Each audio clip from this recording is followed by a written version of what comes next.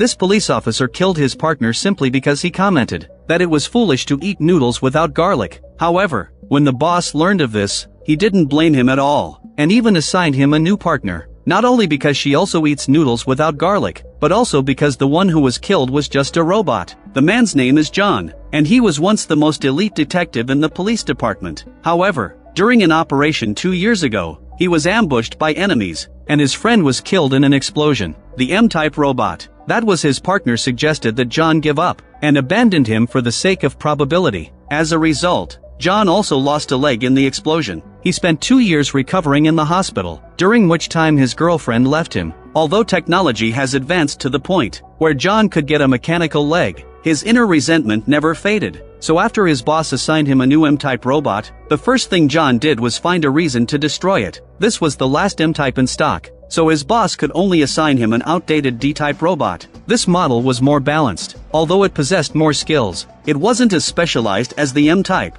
However, this wasn't the reason the robot was discontinued. In fact, this robot was developed with a technology called synthetic soul. While it allowed them to better understand human emotions, subsequent upgrades in the X-type robots revealed that the synthetic soul was unstable. It even led to violent killing tendencies, resulting in the bankruptcy of the company that produced both types of robots. Now, the police department only has this D-type robot named Ian left. Although John didn't like it, he still had to work with it according to the rules. Before long, a task was assigned to John. According to the video, a colleague from the police department was attacked by a group of mysterious individuals in the parking lot. Surveillance footage revealed that these individuals were dressed similarly to a high-tech criminal organization. However, what puzzled everyone was that after abducting the police officer, they deliberately left one member behind. It seemed to be to make the police arrest him, which was obviously a provocation to the police station. John was ready to teach them a lesson, and Ian instinctively closed the interrogation room window.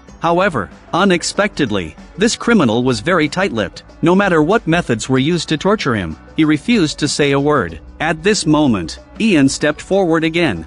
You shot yourself. Perhaps it was a bit crazy this morning. Maybe the doctors at county even missed it.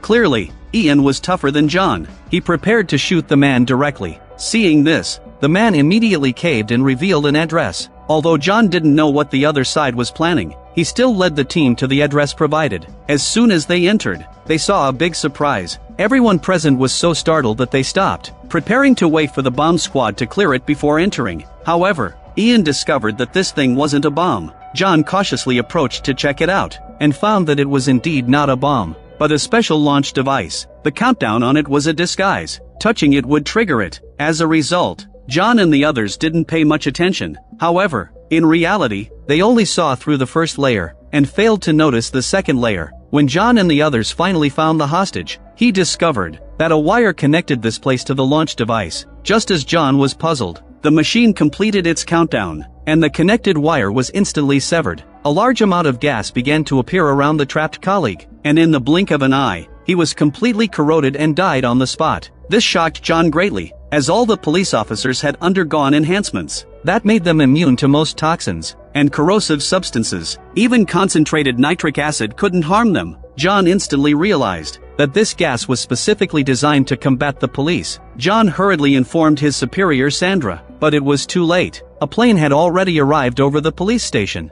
and many mysterious individuals descended from it. They were likely the same group that had attacked the police, and they were carrying a lot of equipment, clearly planning something big. Meanwhile, the detained criminal took advantage of a bathroom break to retrieve a small device from his abdomen. It was installed into the building pipeline without anyone noticing. Surrounded inside and out, everything was set. As the people on the rooftop activated their equipment, the small device in the pipeline was activated as well. Before long, they had infiltrated the building's ventilation system. After that, the group of bandits pumped all the gas they carried into the building. The police officers were still unaware of what was happening when they began to fall like wheat in a field. When John returned, nearly everyone had already fallen. Fortunately, he had spent 2 years in the hospital, and his enhanced body was different. Since Ian was also an outdated D-type, he wasn't affected by this special gas at all. John headed straight for the rooftop, and the bandits noticed the situation. They resisted the arriving police, while hastily packing up their equipment.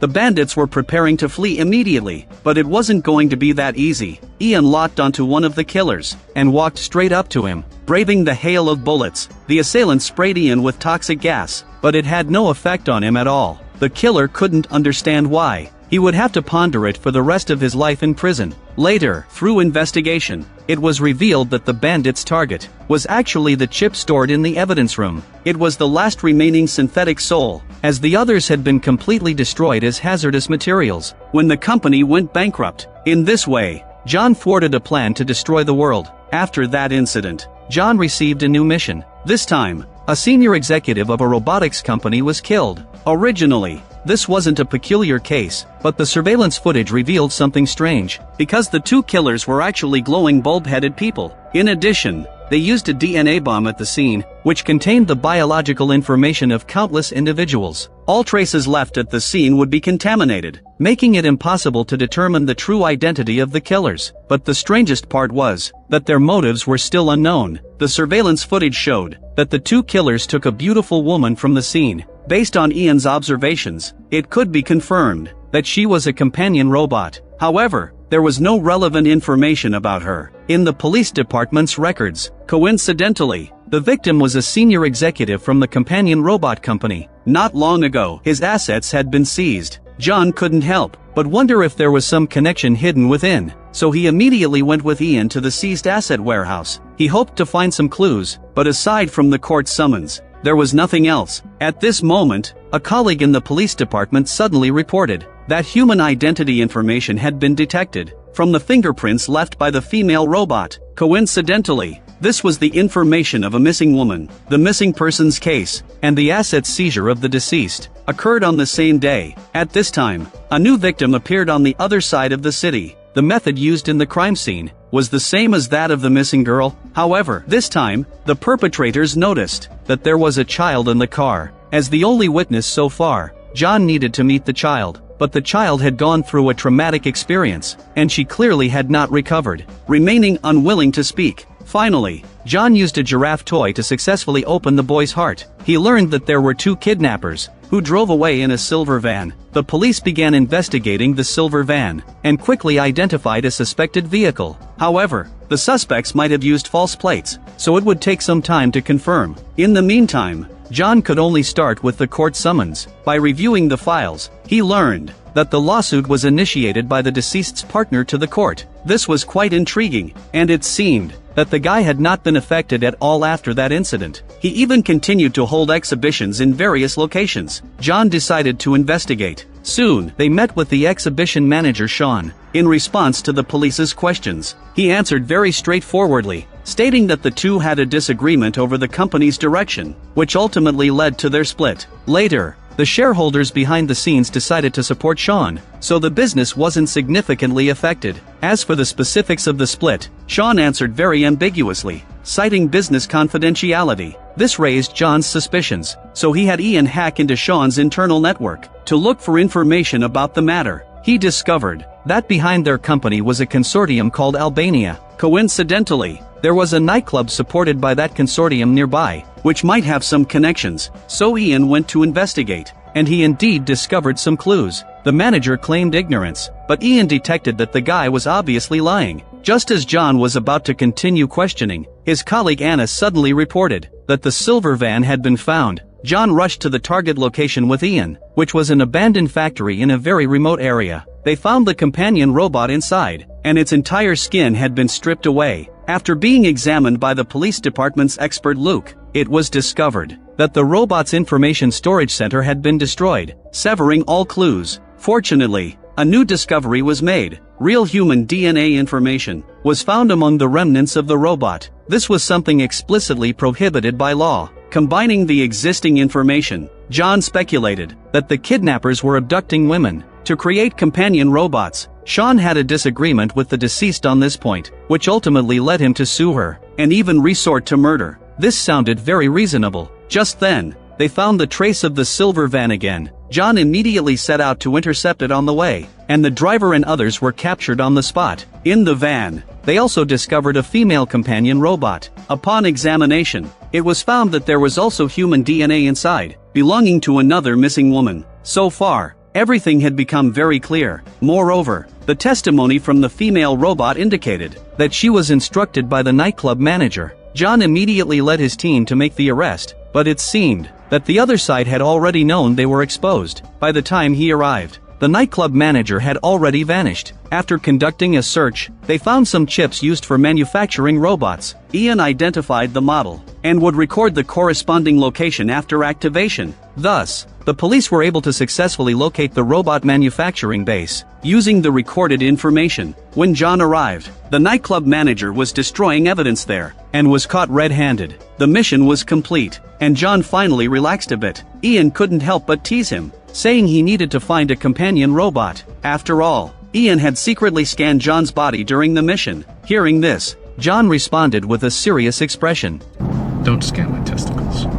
Ever again. Copy that. Since that incident, John had continued to be busy. Not long ago, several bandits rushed into a building, killing security personnel while taking many hostages. John happened to be nearby, so he immediately rushed to the scene. By reviewing the building's surveillance footage, he discovered that the bandits were on the 25th floor, and there were many of them. While calling for reinforcements from the police department, John and Ian sneaked over, preparing to act as the situation developed. Soon after, a large number of police surrounded the building, but the bandits showed no signs of panic. In fact, their words revealed that this was exactly the outcome they wanted. The next moment, an explosion suddenly occurred in the building. It turned out that the bandits had already planted bombs inside, which would detonate immediately if the police dared to approach. Seeing this, the police dared not approach easily, and they were uncertain whether the bandits had other bombs. Therefore, the police prepared to activate a signal jammer to prevent the bandits from remotely detonating the bombs. However, by doing so, John's situation would become even more dangerous. In the face of his colleagues' advice, John decided to push further in. He positioned himself on the 24th floor to monitor the situation above. His colleagues couldn't convince him, so they could only wish him good luck. As the signal jamming device was activated, all signals within a 5-kilometer radius centered on the building were cut off. Then, at that moment, Ian's signal exploded with a sudden influx of phone calls. This was arranged by the police system to prevent public panic. All emergency calls in the area would be temporarily redirected to Ian. Ian could only play the role of a customer service representative, and it was for this reason that they received a special call. The caller was a staff member imprisoned on the 25th floor, and through their description, John had a rough idea of their number and their reaction to the current situation. He noticed that the bandits showed no signs of panic. Upon learning that the signal had been cut, it seemed their original goal was to sever the signal. This raised John's suspicions. At this moment, the bandits suddenly killed a hostage and threw him from the building. The police immediately engaged in hostage negotiations, using drones to deliver communication devices to the bandits. The bandits set their conditions. First, the police had to keep their distance, and second, they demanded a nuclear fission trigger within 40 minutes. For every minute that passed, they would kill one person. The police could comply with the first demand, but the second was very difficult for them, as that item was military controlled, and the military might not agree. There definitely wouldn't be enough time, and if the bandits got angry and started killing, all the leaders of the police department would be in trouble. In response, the expert Luke had an idea. Although his profession was forensic expert, Luke enjoyed studying chemistry and physics in his spare time. He occasionally made some inventions. Although he couldn't create a nuclear fission trigger, he could make something that looked similar. As long as it wasn't used on site, it would be indistinguishable. Thus, under Luke's operation, a fake fission trigger was created. When it was delivered to the bandits, it just made it in time. However, the bandits casually tossed the trigger onto the table, clearly showing they didn't care. During this time, John took down one of the bandits. Ian scanned the targets and confirmed that they were from a terrorist organization. They had previously carried out attacks in Japan. After the police met their demands, the group didn't harm the hostages. Just as John began to relax, the man's face suddenly contorted. At this moment, they noticed that the man was equipped with a facial alteration device. The real appearance shown this time was actually a criminal robbery organization with multiple criminal records. Upon learning this, John realized something was wrong. The true purpose of the bandits wasn't this building. Perhaps to confirm his suspicions, the bandits on the 25th floor informed their accomplices to start their operation. Ian overheard all this through the phone. Based on their descriptions, Ian quickly pinpointed the bandits' true target. Not far from the building was a precious metals company that stored a large amount of palladium. In the building across the street were several armed personnel. Upon seeing the signals from the building across, they immediately launched a robbery operation. They planned to raid the warehouse storing the palladium, while their accomplices created chaos across the street. Meanwhile, the bandits inside the building, to cover their accomplices' escape, planted bombs on the 25th floor. They intended to kill all the hostages. However, their plan had already been exposed. Ian realized that he couldn't break through via the stairs, so he took an alternate route and entered through the inactive elevator shaft. The bandits never expected that someone would enter from here, and they were caught off guard. However, the numbers weren't in their favor. By the time the bandits reacted, Ian was instantly suppressed by their firepower and was about to be completely destroyed. At this moment, John stepped out from the side, using the transformation device he had previously confiscated. John blended in with the bandits amid the chaos created by Ian, allowing him to take them down. Afterward, Ian immediately disarmed the bomb, while John informed Sandra of the bandits' true identities and explained their plan. Upon receiving this information, Sandra immediately ordered the signal jammer to be turned off. At the same time, alarms went off in the palladium warehouse. The accomplices of the bandits had not yet realized what was happening when they became trapped inside the vault doors. Thus, all the bandits were captured. John and Ian's performance earned praise from everyone in the police department, and many people began to reject the outdated concept of D-type robots. Not long after, John received a new assignment. This time, it involved a geneticist who was brutally murdered by his boss Ethan. In an underground parking lot, there were 2 witnesses present, providing solid evidence. Ethan was arrested on the spot. For the protection of the witnesses, the police arranged a safe house for them. In the subsequent trial, the 2 only needed to testify via remote projection and didn't have to appear in court in person. However, an unexpected event occurred on the day of the trial. One of the witnesses seemed to have been attacked while testifying via projection. Although the projection couldn't show the assailant's face, the content of the victim's cries revealed that it was Ethan. However, this was clearly unreasonable, because Ethan was present at the trial. Everyone was filled with confusion. The police immediately dispatched to the safe house, where they found that the M-type robots and real guards left there had all been killed. One of the witnesses had also met a tragic fate. Now, they could only hope for the last surviving witness. The police searched the area and soon found the remaining witness, Haley. Through conversation with her, they learned that she had been in the restroom when she suddenly heard noises outside. Haley realized something was wrong. She escaped through the window and ran into the jungle, which saved her from being killed by the intruder. On the other side, the police personnel discovered a tracking chip on the deceased after surveying the scene. Clearly, the intruders used this device to locate the safe house. However, this still did not explain why Ethan appeared to attack them in the projection. In response, Haley said she might be able to help. Haley claimed to be a medium who could communicate with the spirits of the deceased. However, John didn't believe her at all, so he didn't agree to her request. Moreover, the killer left many pieces of evidence at the scene. Luke processed the audio from the surveillance footage and made some discoveries. And the voice belongs to, wait for it,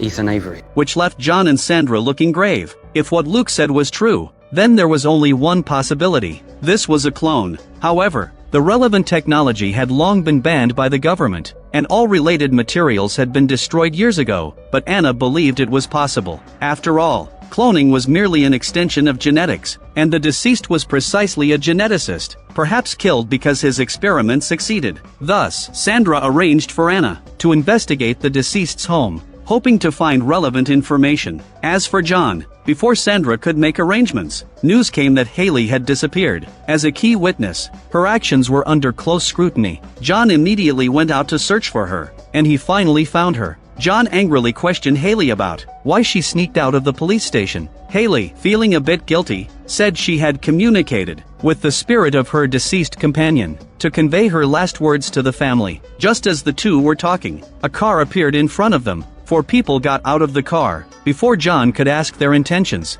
they began to open fire. A fierce conflict erupted between the two sides, during which Haley was unfortunately shot in the shoulder, and one of the 4 masked men was also killed, and the remaining 3 saw the situation was not good, so they quickly drove away. Upon examining the body, John discovered that it was identical to Ethan. He finally confirmed that a clone was behind the crimes, but this put Anna, who had gone to investigate, in danger. After Anna arrived at the geneticist's residence, she found a letter. The letter detailed how Ethan funded the cloning research, and how the two later had a conflict. Anna instructed her partner Robot to send the contents of the letter to the police department, while she continued to search for clues herself. When Anna returned, the robot had already been killed. Moreover, one Ethan was walking towards her. Anna was unaware of the multiple clones, so she was ambushed by the other 2. Anna was captured by them. The clones used Anna as leverage, and she called to threaten the police department to hand over the real Ethan. Although Sandra agreed, it was actually just a delaying tactic. John and the others went to the designated location. As per the clones' demands, under Sandra's control, Ethan walked towards the clones. However, at this moment, a flock of birds flew overhead. Ethan and Sandra's bodies began to distort. It turned out that the real Ethan had not left prison. He was walking in circles in the corridor. The corridor was filled with projection devices above, which explained the earlier scene. The clones realized they had been deceived, and immediately opened fire on John and the others. But this time, the police were prepared. Clones were not a match for robots. One clone prepared to take the opportunity to escape by car. In this way, Anna was successfully rescued, and Ethan was sentenced to life imprisonment without parole. The peaceful days didn't last long. A few days later, John faced a new assignment. According to the report, a man armed with a gun rushed into the hospital. He wasn't robbing for money. He was insisting that the doctors perform surgery on him immediately. He kept mumbling incomprehensible words.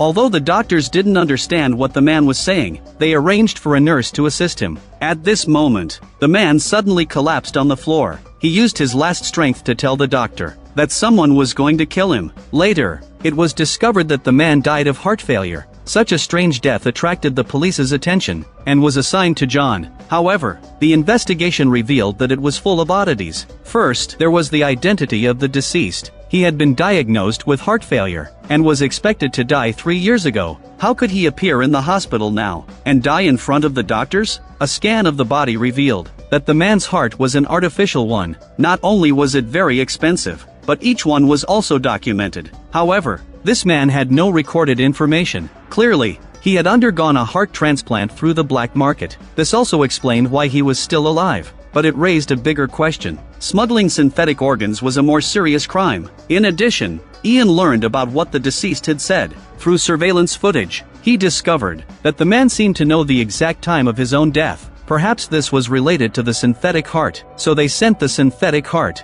to the police department for investigation by the expert Luke. At the same time, they conducted an investigation into the deceased's relatives, hoping to gather some useful information. Soon, both sides made significant discoveries. First, from Luke's side, he confirmed that the synthetic heart was a product of a synthetic organ company. However, there was a strange chip inside, the purpose of which was still unknown. On the other side, after speaking with the deceased's mother, Anna learned that the heart transplant had been done through the black market 3 years ago. The deceased's mother also provided a photograph of the surgery location at that time. However, this was useless because that place had long been demolished. So now, the only investigative lead was the organ company. Then, John and his team went to the organ company, where they learned from the manager that the registrant of the synthetic heart was a woman. However, she had died 3 years ago. Upon hearing this coincidental timing, John immediately became alert. He asked how the body and organs were handled.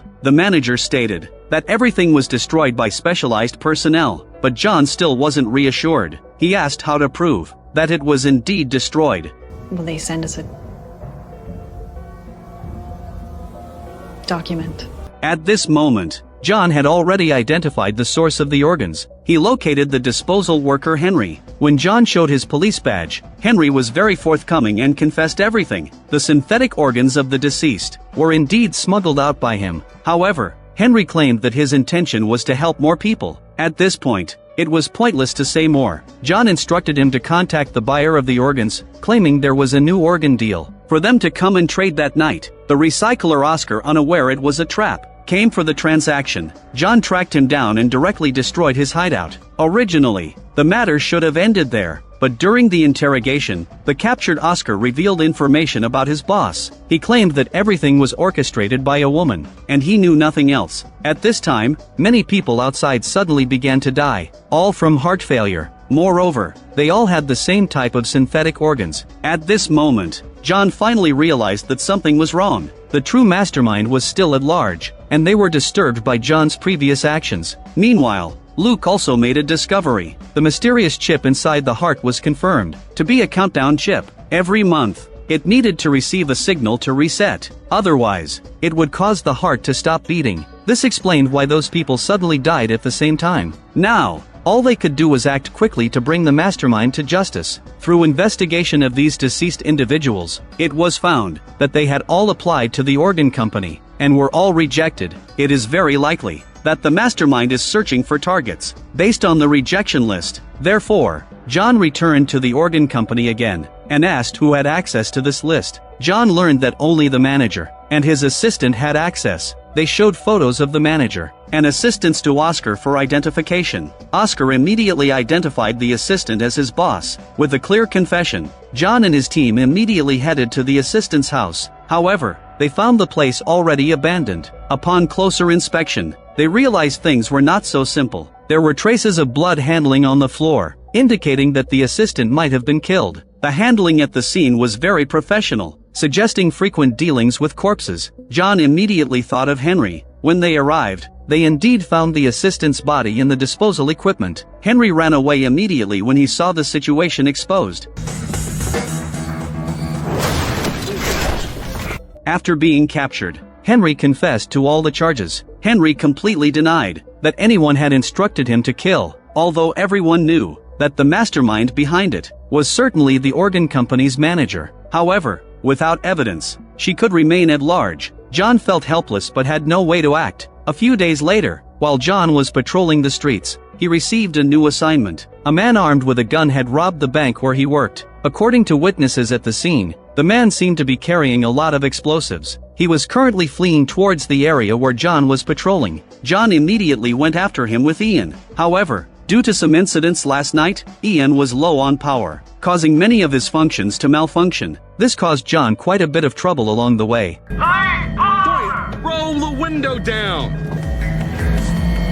They finally intercepted the robbery suspect. John realized that the man wasn't a ruthless criminal, but was forced to act due to the bomb around his neck. If they could disarm the bomb, the situation could be resolved. However, there were only 46 seconds left on the bomb, but Ian needed about 5 minutes to defuse the bomb, due to low battery, so he couldn't save the hostage. John could only set up a protective shield around them, to reduce the blast radius. Afterward, an investigation of the victim's car revealed it was filled with cameras. Clearly, the mastermind had been monitoring the man the whole time. Soon after, the police discovered a video circulating on the dark web. It showed the entire process of the explosion case, undoubtedly a provocation against the police. Based on the dialogue in the video, John and his team quickly arrived at the location designated by the mastermind for the man. He found a strange machine there. John had not yet understood the specific function of this thing, when the screen above suddenly popped up lines of words. Then, a photo popped up. The girl in it was the next target of the killer. John immediately contacted the police department. However, at this moment, the police discovered that there was a live broadcast happening on the dark web. The girl in the photo was forced to dance in a park while wearing a similar bomb. John immediately rushed to the target park. This time, he arrived very promptly. With enough time to defuse the bomb, the girl was successfully rescued. However, this action provoked the mastermind's anger, and he planned to take revenge on John. Meanwhile, the police identified the mastermind through the rescued girl. The person was named Jack, who had previously been a member of the police academy, studying explosives. However, he was expelled from the academy due to failing a mental evaluation. After that, Jack has never had a regular job. He had applied for a loan from the bank, but was rejected by the loan officer, who happened to be the previous victim. Later, Jack proposed to the girl, and after being rejected, he harbored resentment. He kidnapped the girl and implanted a bomb on her. The police believed that Jack's next target could very likely be the instructor, who expelled him from the academy, so they decided to provide special protection for him. They also planned a raid on Jack's temporary hideout. However, Jack seemed to have anticipated this, as the RV was filled with bombs. The bomb disposal team assessed that it wasn't worth attempting to disarm the bombs. Therefore, the police immediately took action. But with that, where could they find Jack's whereabouts? While John was thinking, a subordinate came over to inform him of a new discovery. John followed without much thought, only to find that the person was disguised by Jack. Caught off guard, John was knocked out by the other party. When John woke up again, he was already in the park square. A bomb was also strapped around John's neck, just like the previous 2 times. Jack continued to livestream the victim on the dark web. As a result, the police quickly discovered the situation. By analyzing the surrounding environment, they confirmed that he was currently in the park. The police wanted to quickly evacuate the surrounding crowd, but Jack had already anticipated this. So this time, his bomb not only had a countdown device, but Jack also had a detonator in his hands. He informed the police through the live streaming device that if they dared to evacuate the crowd, or assist John in disarming the bomb, he would immediately detonate it. He then told John via phone that the bomb disposal tools were under the chair. He then asked John to start performing. As time passed, both the police and John, who were watching from a distance, couldn't help but worry. Ian believed they couldn't just wait. Since the other party was so aware of their movements, he must be observing nearby. As long as they could find and eliminate him, they could minimize their losses. But when he pinpointed Jack's location, John was taken aback, because the detonator in his hand was actually induction type. As soon as Jack let go of it, it would immediately detonate. This meant they couldn't take a long-range shot at the target. The situation seemed to have reached a dead end. They could only wait for John to disarm the bomb, but that also meant betting that Jack would truly honor the agreement. In a moment of desperation, Ian decided to take a risk. He climbed the bell tower alone. Ian planned to use a powerful electric shock to knock him out when he wasn't paying attention. Although the risk was significant, it was their only chance. Meanwhile, Jack was unaware that he had already been discovered. He was fully immersed in the livestream, watching the skyrocketing number of viewers, and the praise directed at him, feeling an immense sense of satisfaction. At this moment, he realized that John was about to disarm the bomb. Naturally, Jack was unwilling to let his enemy go, and he was about to detonate the bomb on the spot. Just at this critical moment, Ian finally circled around the bell tower from behind. He knocked Jack out on the spot, but also drained his own power and fell unconscious. On the other side, without Jack deliberately detonating it, John finally succeeded in disarming the bomb. In the last 2 seconds, he successfully resolved the crisis. A few days later, the evidence room at the police department was suddenly attacked. According to the surveillance footage, a robot that had been shot dead surprisingly came back to life. After being transported to the evidence room, it took a robot head from the evidence room, killed the evidence room's manager, and left the police station. This incident raised a high level of alert within the police department, because the missing robot head was the last remaining sample of the initially. After discovering that this type of robot was extremely unstable and had a strong tendency for violence, they had been fully destroyed. Only this one remained as a storage sample. Upon hearing the background of the case, John immediately thought of the criminal gang that had previously broken into the evidence room to steal the synthetic soul chip. The purposes of both parties were too coincidental. Was there some hidden connection between them? However, the immediate priority was still to retrieve the missing robot head. After analyzing the operational principles of the robot, Luke concluded that it couldn't have gone far. After all, the police had indeed shot the robot dead. For it to come back to life, it could only rely on a small backup battery. As Luke predicted, in a robot warehouse not far from the police station, the X-type robot used its last power to replace its own body.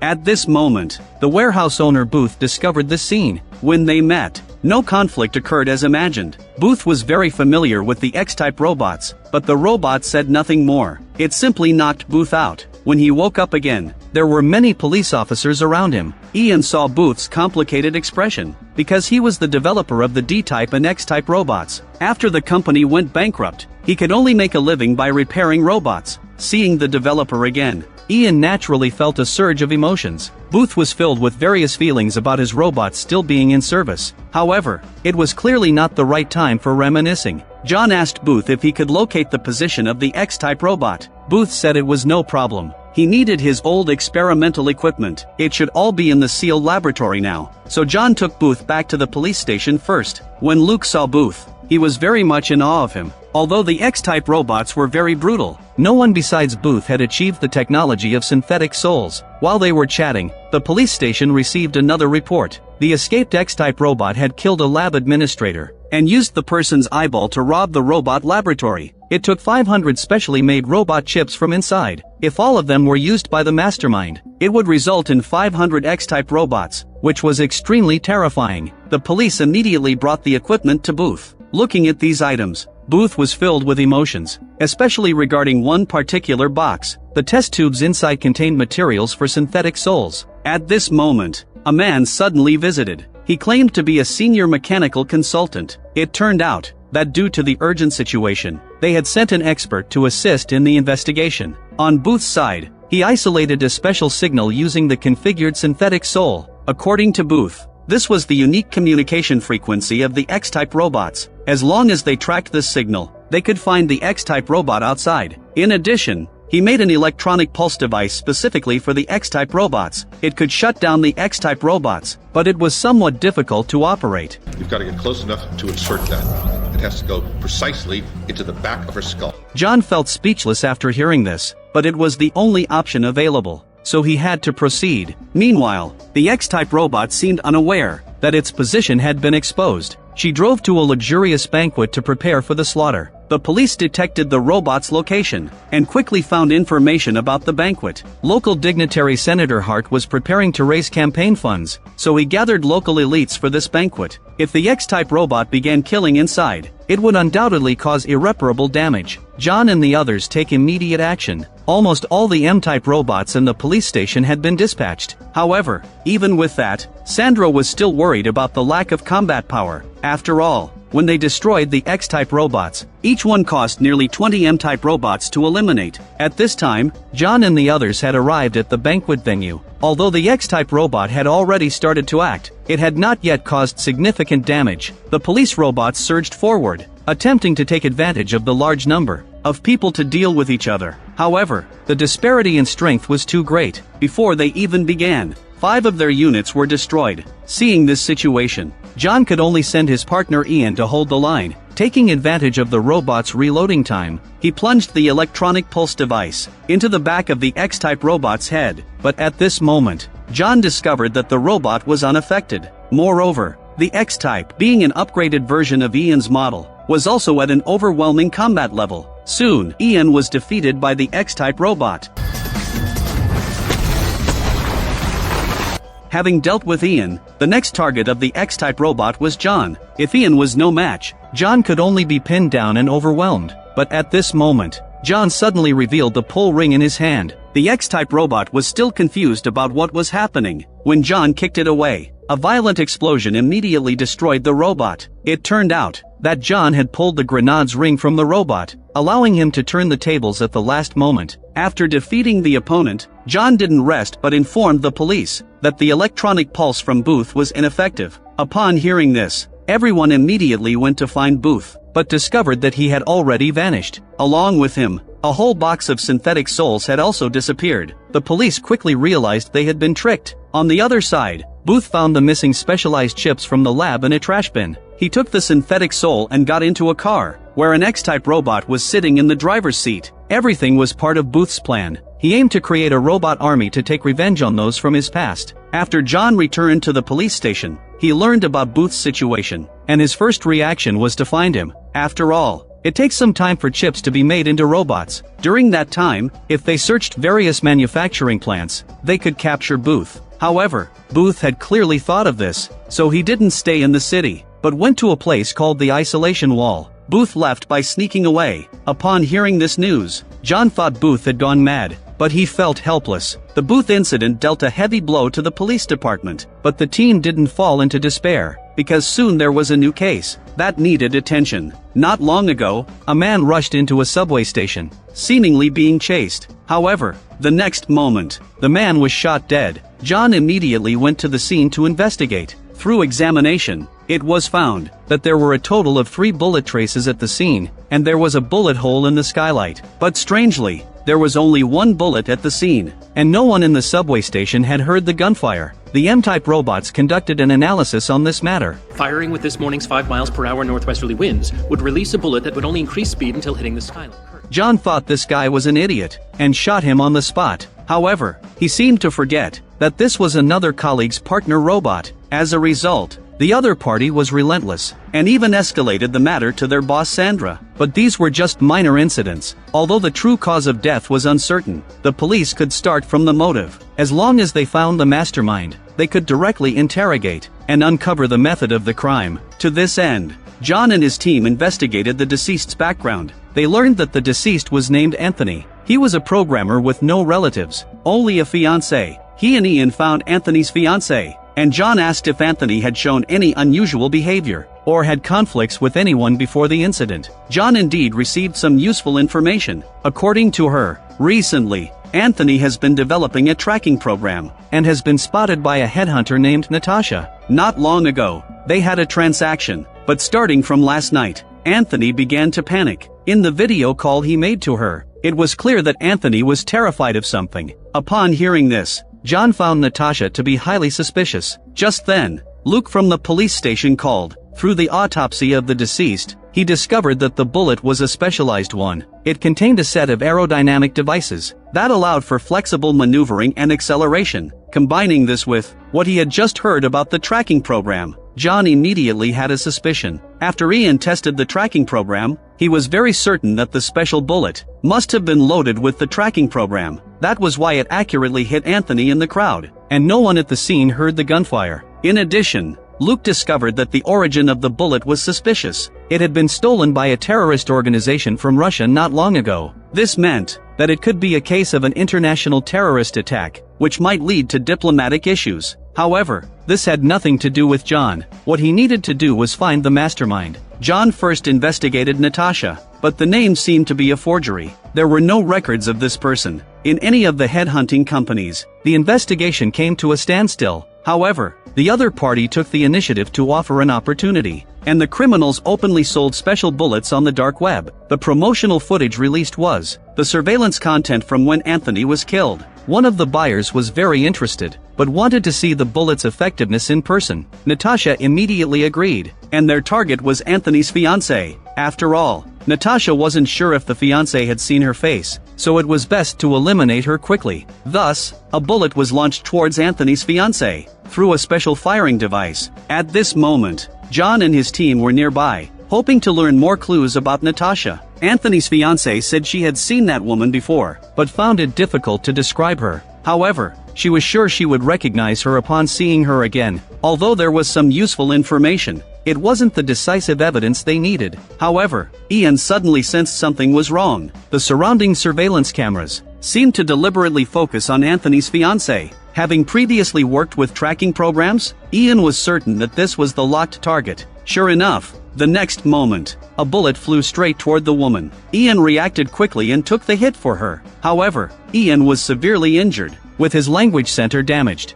requiring temporary repairs. Natasha's attack failed, and the buyer was very disappointed, stating that the price needed to be renegotiated. Natasha harbored resentment towards Anthony's fiancé and others, making her more determined to kill them. On the other side, John also guessed this. He arranged for the key witness to stay in a safe house, waiting for Natasha to make their next move and expose themselves. However, just then, he learned from a police colleague that Anthony had opened a safe deposit box at the bank before the incident. There might be crucial evidence inside. John quickly went to the scene and found it was a video. After reviewing it, he discovered it was a threat letter. If Anthony didn't hand over the tracking program, they would kill his fiancé and child. It was through this threat letter that John and his team grasped the true information about the mastermind. As the police prepared to take further action, John heard that Anthony's fiancé had escaped from the safe house. This made John feel frustrated, but he had to go look for her. In the end,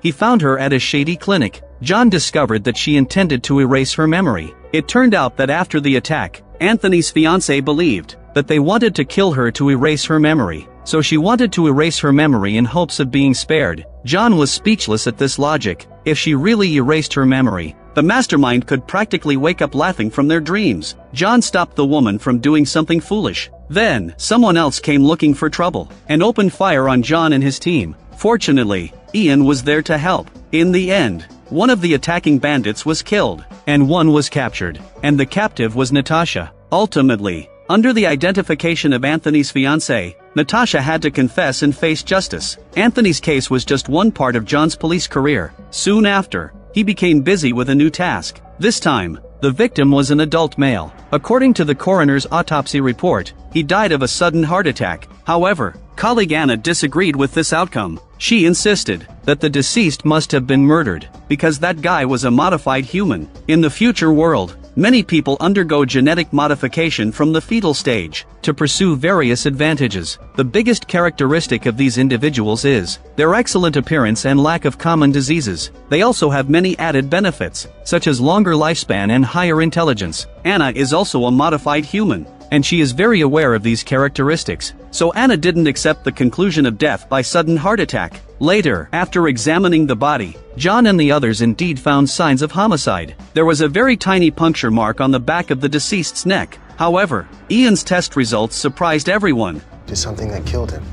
The DNA indicates that Brian Barrow was murdered by 7 different people. John immediately investigated the 7 individuals indicated in Ian's test results. However, things took another unexpected turn. All 7 of these individuals had died not long ago. Moreover, their deaths were remarkably similar, all from sudden heart attacks. Even more astonishingly, all current victims were modified humans. By normal logic, it was likely that genetic modification technology has defects that led to the death of the modified person from heart disease. However, public opinion claimed that a perverse serial killer was continuously targeting modified humans. Clearly, this was a trick orchestrated by the modified human company, but that didn't matter. The police had already gathered evidence of murder. John discovered from the deceased's movements that he had visited a certain club. Perhaps it was there that the victim was targeted. However, when John tried to enter, he was blocked by Anna. It turned out that this was a club for modified humans, although they didn't officially refuse entry to ordinary people. However, modified humans consider themselves superior, showing disdain for ordinary people in every aspect. If John entered, he wouldn't only fail to achieve his desired outcome,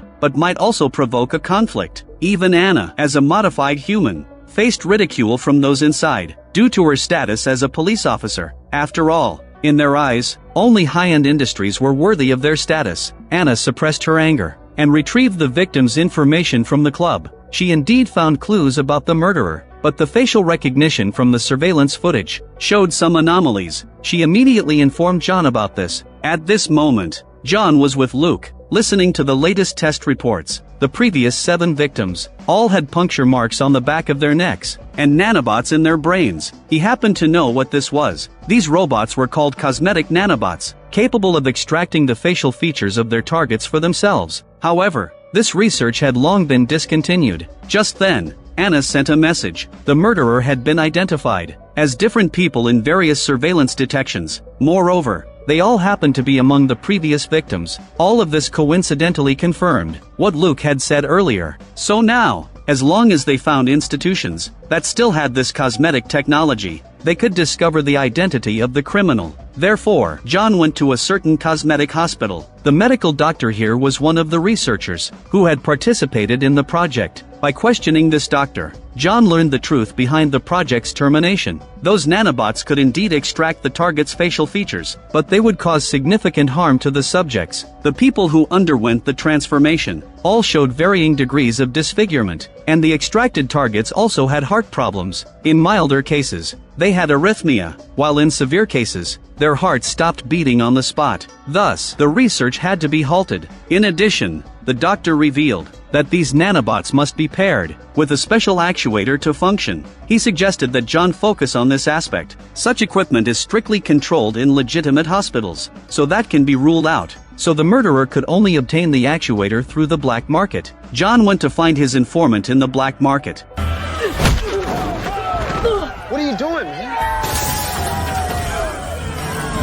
He learned that there was a shady clinic nearby that had this equipment. John immediately headed to the target clinic. The doctor had just finished surgery on the murderer, and the records on the computer had not yet been processed. John and his team showed up at the door. The doctor immediately injected himself with a mysterious serum, preparing to fight John and his team, but he was easily subdued by the two of them. It was uncertain whether it was due to an overdose of the serum, but he died on the spot. Ian scanned his body and confirmed that this doctor had also participated in the development of the cosmetic project. He also discovered the murderer's next target, and the true identity of the mastermind from the computer. John contacted Anna to ensure the target's safety, while he and Ian went to the murderer's residence. At this moment, the murderer was preparing to continue his crime, but upon seeing the police below, he realized he had been exposed. He abandoned his plan and returned home, but instead of fleeing, he stared blankly at the computer. Then the murderer seemed to have made some kind of resolution.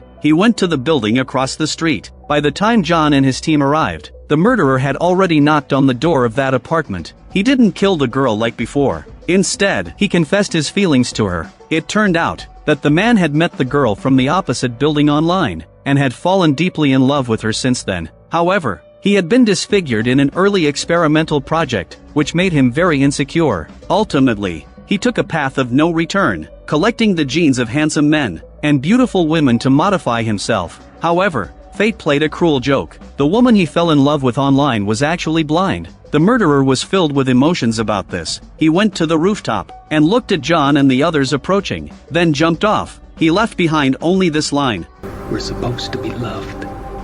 The film comes to an end. Almost Human was released in 2013. The film presents a highly advanced future world. The various amazing technologies in it leave a deep impression. Unfortunately, the series was only filmed for one season, and never continued. It's truly a pity. What exactly is behind the isolation wall? Why was John's girlfriend among the attackers when he was assaulted 2 years ago? This is really intriguing. Looking forward to the day when we can win the revival match. If you enjoy my channel, please click subscribe.